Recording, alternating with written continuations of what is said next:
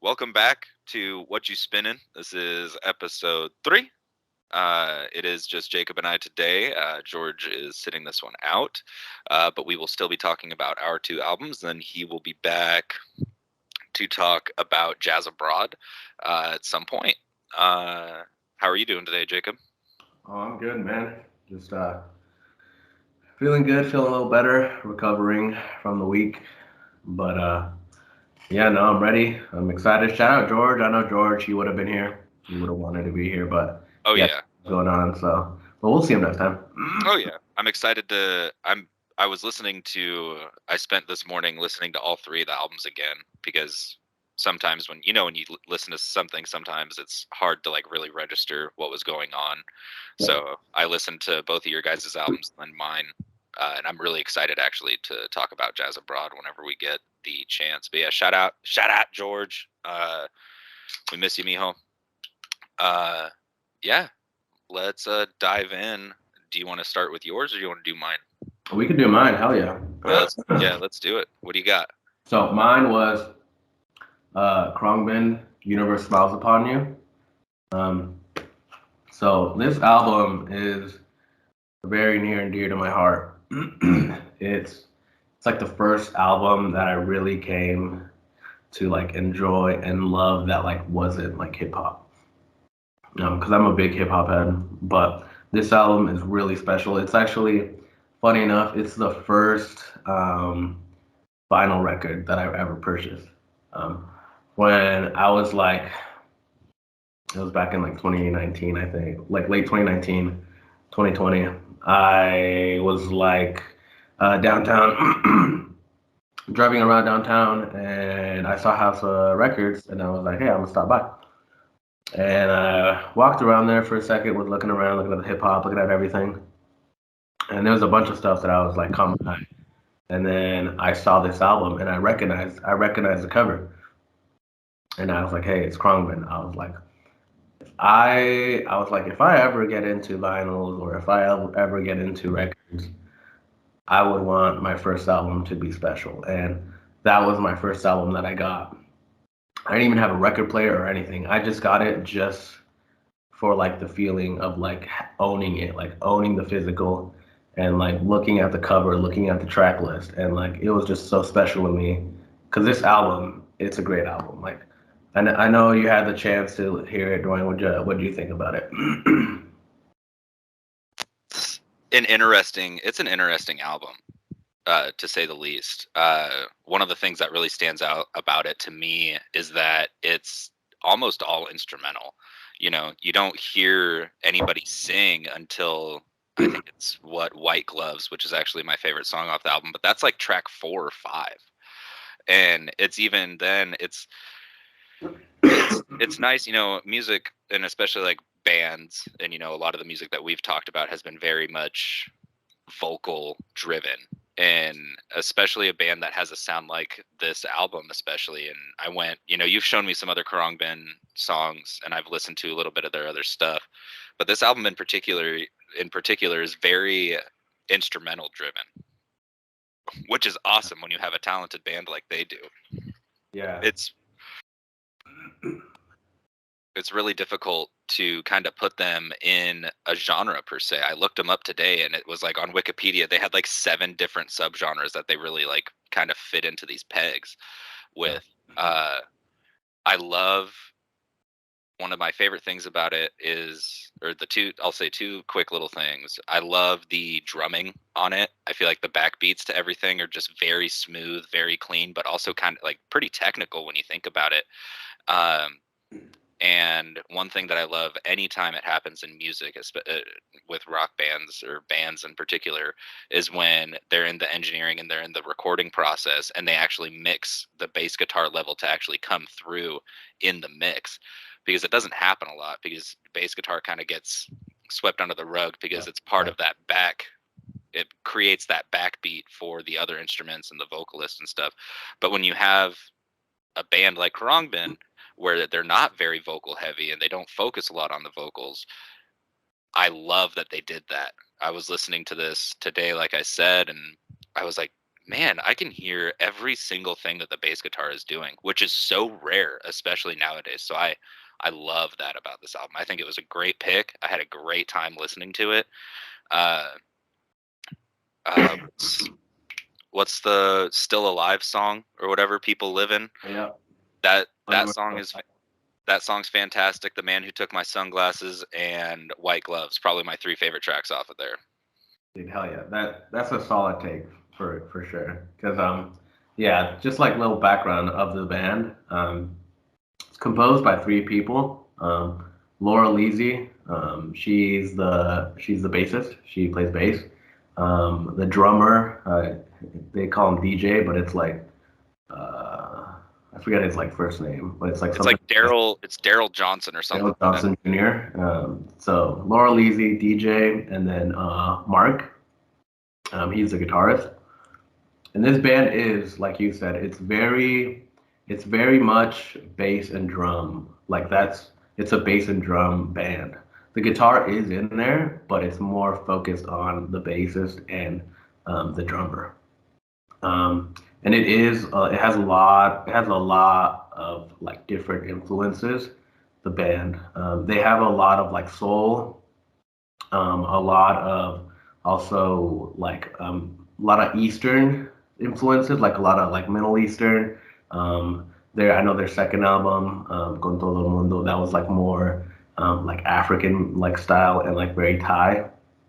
So they have like they're like a band that I think they're out of Texas and Houston, but their influences they're like very Middle Eastern and like in Thailand. Like I think their subgenre is often like referred to as like soulful Thai music.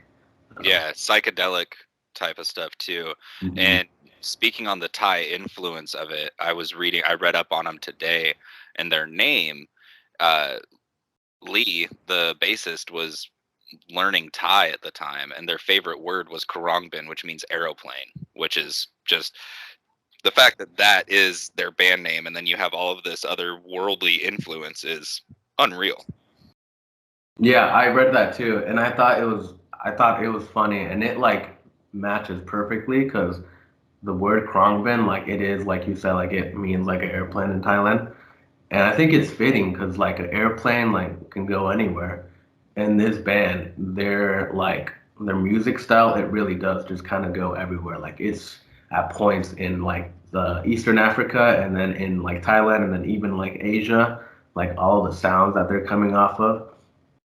I know that I was watching like interviews and stuff, that Laura Levy and like the guitarist, they always have like drawn and they've always tried to mimic like African guitarists and like Asian guitarists. And that's what's really neat because like it's something totally different that you like wouldn't hear in like America. Like, because it's like very like dub, very instrumental psychedelic rock. That it's like at points like lo-fi and like really like low energy, but it's like very like soulful, and you could like really just listen to it and like sit back and relax. Um, so it's definitely a band that I think if you don't know about them, it'll be hard to come across.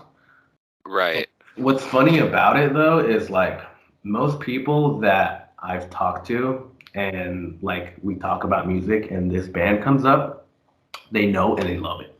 Hmm. They love it. Like so many people that I talk to that they know, like they're like, "Hey, do you listen to Krongman?" And they're like, "Oh, I fucking love Krongman."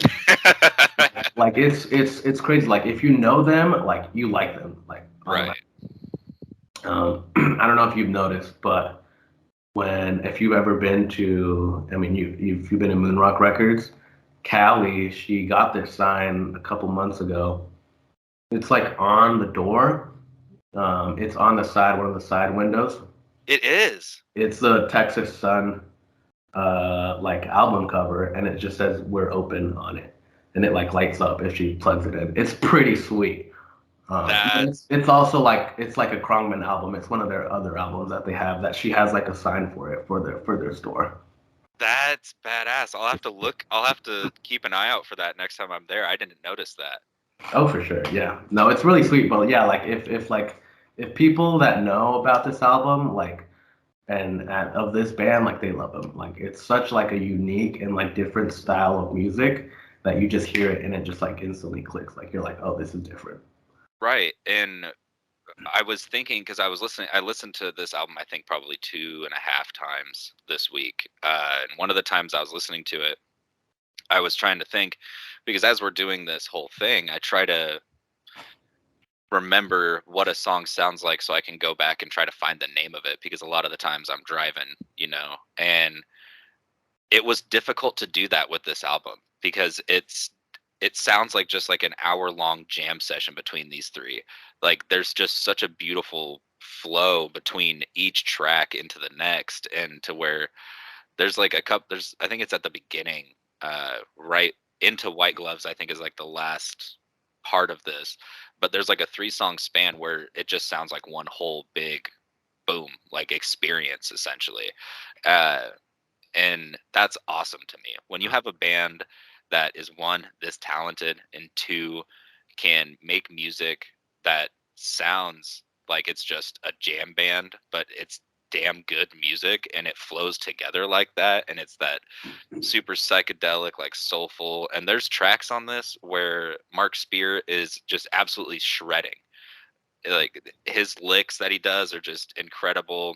And when you sit there, it's hard to try to pick out a certain instrument. I mean, not pick out or like choose which one you want to listen to because it's mixed so well that you can pick out the bass guitar super easy. You can pick out the guitar, you can pick out the drums. It's hard to decide which one you want to try to listen to, which is what I try to do a lot of the times with music that's made by bands. I try to say, oh, like how good is this musician actually? And with them, it's like, man, they're all so talented, and it's mixed so well that it's it's hard to pick which one. But that's one of the things I like about it is, like I've said on this podcast multiple times, is I love albums where they flow together so well to where it's like before you're even looking down at your phone to see what the next track is or whatever, it's already halfway through the next song. Yeah. It's awesome. Yeah, no, it's very unique, how it's just these three people and they can make like such an amazing like piece of music, a piece of art. And I think it goes without saying how like important a drummer is in a band. Because obviously like they like tie everything together in the group, like in any band, in any setting. But in this band specifically, it made me appreciate and realize like how key of a role a drummer plays in a band. Because just the consistency and being like on beat and not missing a step, like that's what makes a drummer and that's what ties the band together. Exactly. It's pretty funny, looking at like I've like in the past and even recently, I've been looking at like their performances and stuff like online and like their live shows. And if you go in the comments, like every video, almost every video, you'll see dozens of comments of people just like praising the drummer and being like, "Oh, this drummer like does not miss a beat. Like if you put him in a desert without a clock and you came back to him in 10 days, like he would know the second and the time like that." Like, it's insane. Like the fact, like how the drummer like is so like on point. It made me like appreciate like really how big of a role they play. Yeah, and like I have years of drumming background. I was talking to you last night. You were trying to flick me some shit. But I have years of drumming over a decade at this point, and that's I like all kinds of drumming, whether it's like blast beat and like deathcore music, or if it's something super like more laid back like Khruangbin.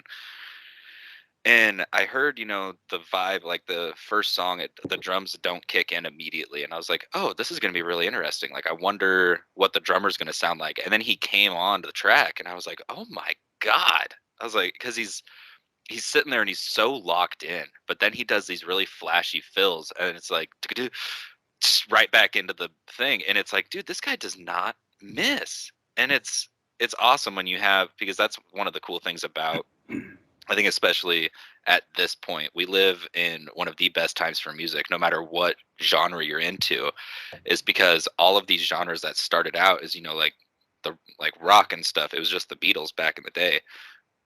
But now you have all of this subgenre, like last week talked about another great example with George's album El Camino by the Black Keys.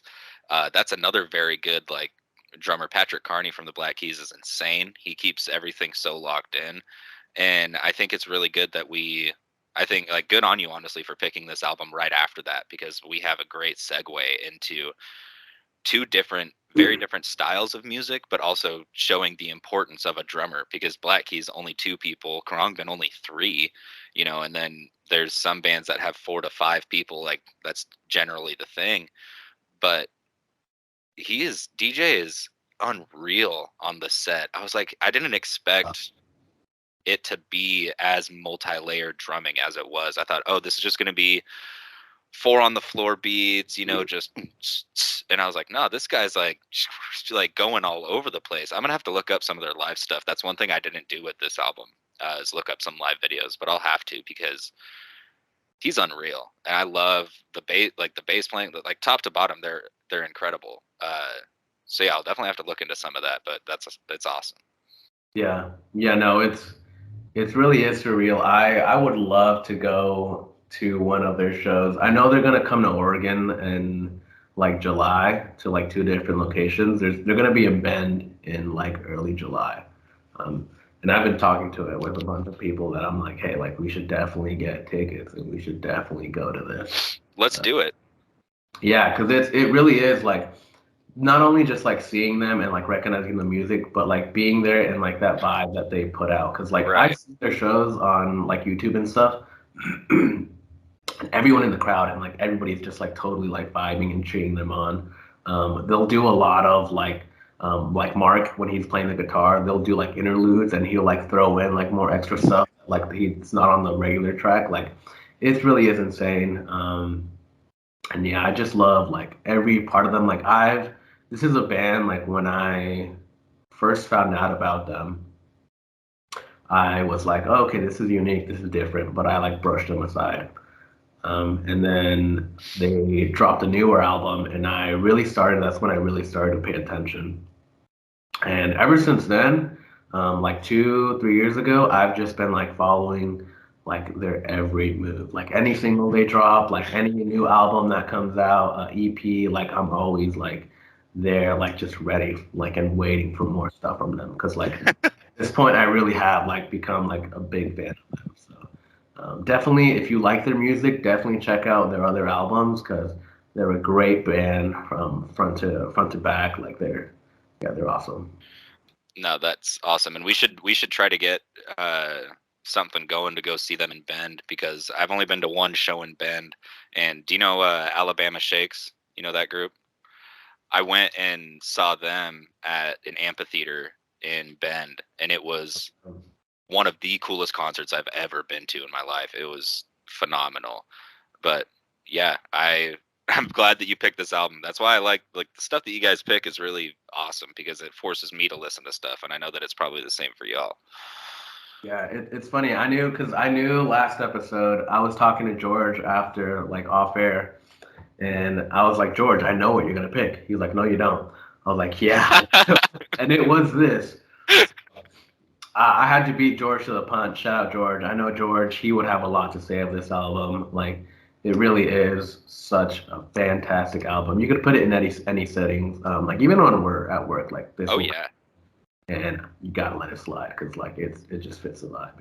It really is Oh like yeah. this world. It's awesome. Shall we transition then? Yep, let's do it. Alrighty. So, completely different vibe than Karangbin. We've got Sensational by Young Gravy. You want to know something funny? Actually, real quick before we dive in, we both picked debut albums. Oh, really? Yeah, I looked Oh, up I because I did was not looking. know that was his debut album. That's pretty cool. Yeah, so this was his debut album back in 18, and then I was looking at Karangbin, Universe Smiles Upon You, and that was theirs back in 2015. So, but yeah, Sensational by Young Gravy, his debut album. Uh, Incredible album. Young Gravy was an artist that I didn't get into when he first came out. It took me a little bit of like warming up before I, finally was like, all right, well, let's dive into this guy and figure it out, because he's got such a unique style to him where the stuff he raps about is goofy because he's just talking about milfs and cooking food with Martha Stewart or whatever. And so he's a funny dude when he raps, but he's also insanely talented. And Jason Rich, the dude that produces most of his beats, is incredible. uh One of my favorite tracks on here is uh like one of the last songs on it, Gravy Train, has a sample of Maxine Nightingale's. Where's my freaking phone? I have it right here.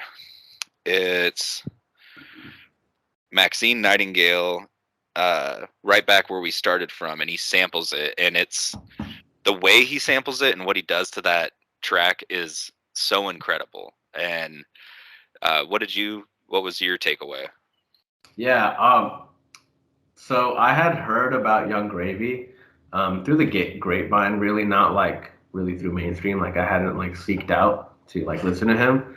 But like in school, I remember like I'd have like classmates and friends that talk about it. They're like, oh, Young Gravy, like it's a new cool thing, and I like brush it off. I'm like, what kind of name is like Young Gravy? Like it's like this like odd name that like you hear it and you're like, what? And then like you actually listen to it and you're like laughing. Like when I first heard this album, like it was early this week. I was sick, so I was just like making food, and I was like, all right, I'm gonna throw this album on, and I'm like cooking food, and I forget. It's like Mrs. Buttersworth, that song. Yeah, Miss Buttersworth. That song came on, and Buttered up. I was like making food, and I just like started dying laughing like out of nowhere. Like it's like corny, but it's like funny, but it's like good. Like it's the funny good that you're like vibing to it, and then like he just hits you with the line like, and it's just like a punchline, and it's just like it's just like throws you for a loop. But it is very funny. And it's like a fun album. I did like this album. The songs that I liked out of it was that song.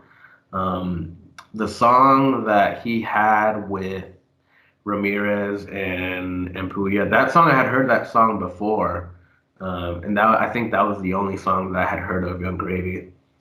But that song was great. The other third guy, I forget, but he also Trippy the Kid.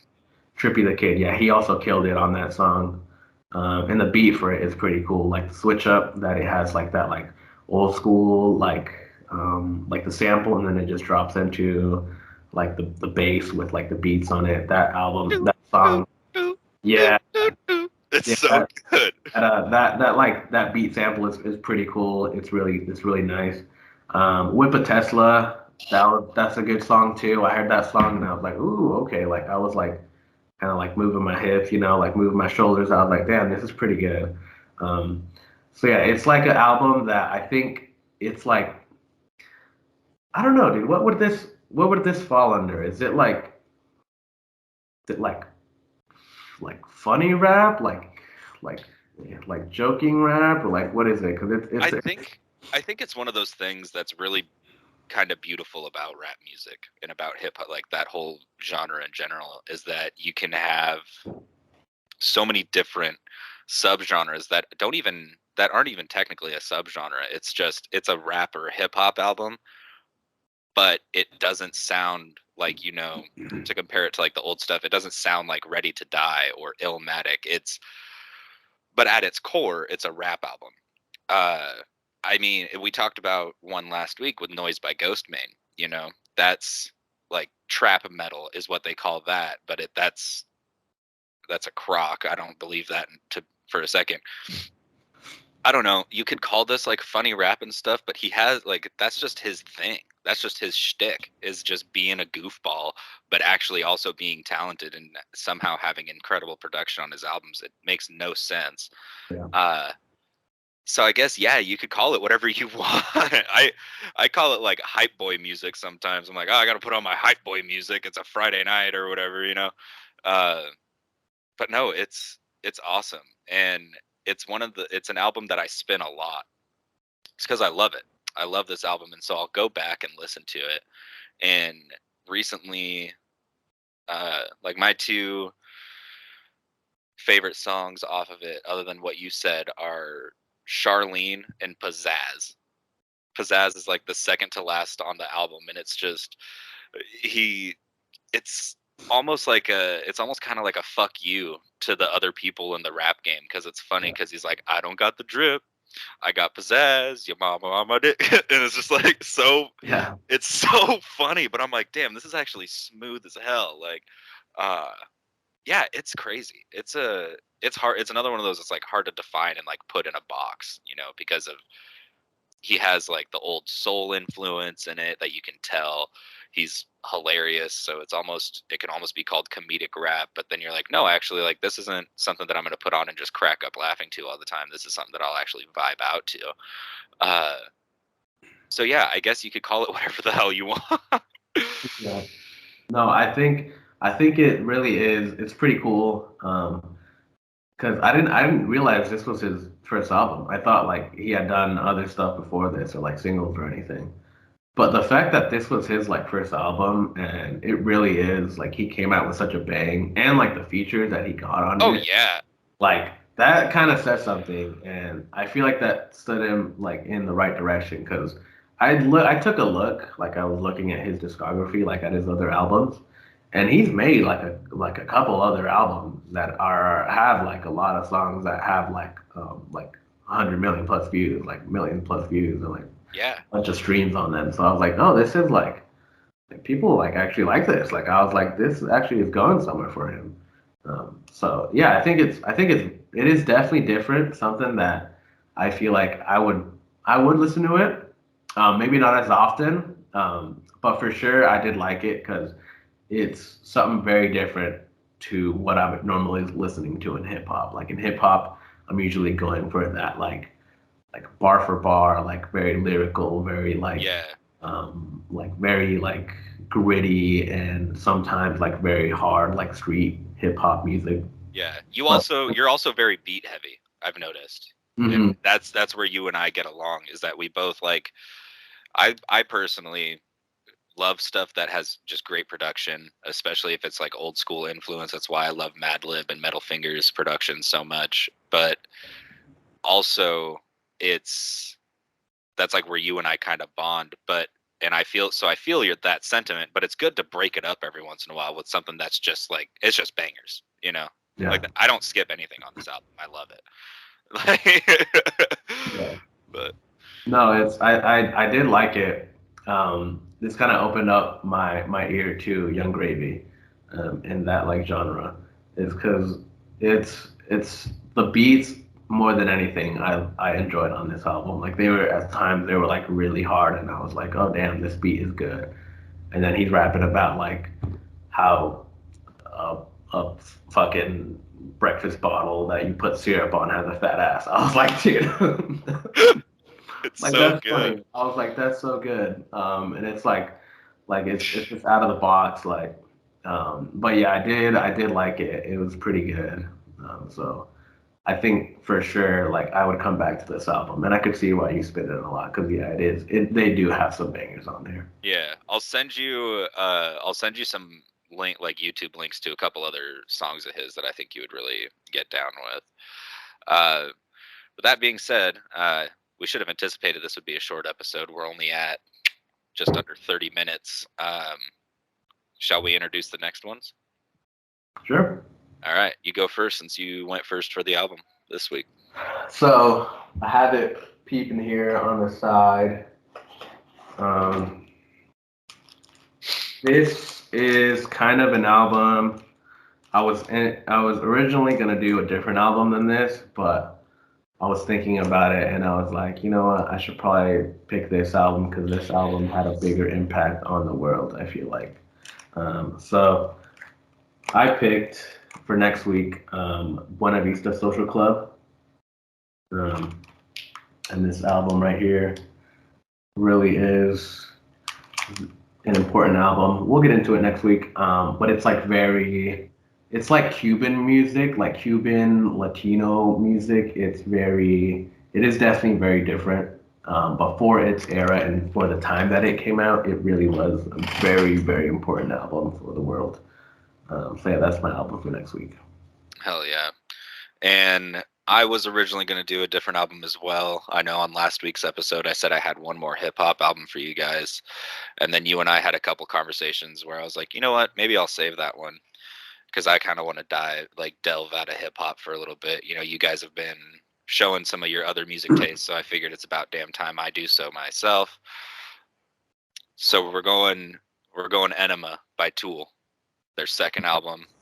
This album, this band in general, one of the most influential. Like this album has a huge piece in my life. Like I literally can't even describe it without starting a whole other episode right now. Yeah. But you want to talk about just one last thing since we talked about drumming so much. Danny Carey, the drummer for Tool, the best drummer on the planet right now. It's incredible. I think I'll love talking about this album. Maybe someday I'll pick an album that's out of the normal musical taste that you guys will vibe with a little more. But I think you will. I think just from a music standpoint, you guys will really appreciate it. There are some long songs on it, but that album holds a special place in my heart. So that's it. Buena Vista Social Club and Enema by Tool. I'm really looking forward to next week. Jacob, thank you so much again for doing this with me. We will be back next week. I'm Dorian. This has been Whatchu Spinnin, episode 3.